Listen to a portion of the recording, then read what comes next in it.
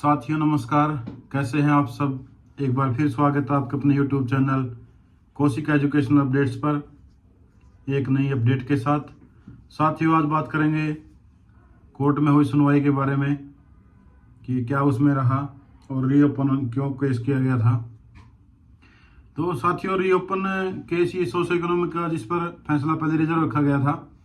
Reopen इसलिए किया गया था कि इसमें जज साहब को कहीं ये लग रहा था कि कहीं जो सीटी की पॉलिसी है उसको तो नहीं चैलेंज किया गया है, परंतु ये आज क्लियर हो चुका है कि सीटी की पॉलिसी को नहीं 5 नंबर को ही चैलेंज उसमें किया गया था। तो उसमें जो है 5 नंबर को लेकर जो भी डाउट्स थे वो सारे क्लियर हो चुके हैं और 5 नंबर का फैसला सुरक्षित रख लिया गया है। और इसकी उम्मीद है कि यह फैसला जो 2 सप्ताह में 10-12 दिन में आ जाएगा, ऐसी हम सबको उम्मीद है। और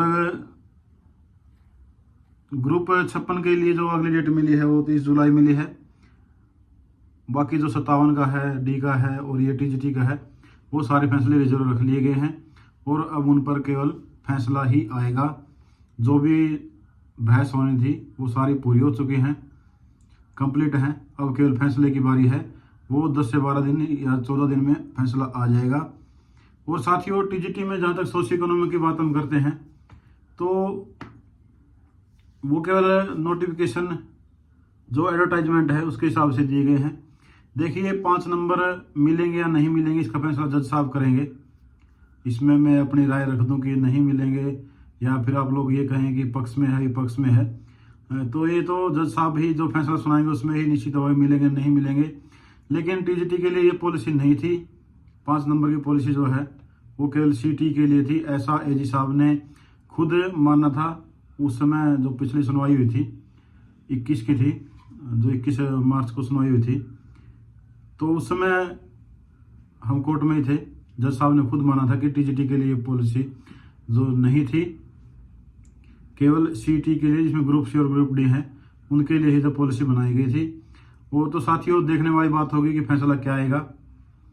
और जहाँ तक बात है एक्सपीरियंस वाले की केस की, तो वो सभी केस इसी में यदि 5 नंबर का हो जाता है फैसला, मान लीजिए 5 नंबर हट जाते हैं, देखिए हटेंगे नहीं हटेंगे बाद की बात है, तो उसमें जो एक्सपीरियंस का मामला वो भी अपने आप ही सुलट जाएगा। क्योंकि आप देखेंगे एडवर्टाइजमेंट में तो उसमें 3 क्लॉज दिए गए हैं।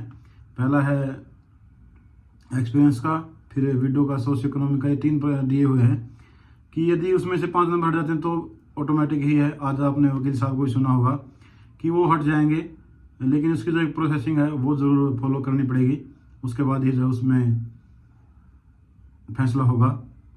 तो देखने वाली बात है कि जज साहब का क्या फैसला सुनाते हैं और केस का क्या निपटारा होता है, ये तो देखने वाली बात ही होगी।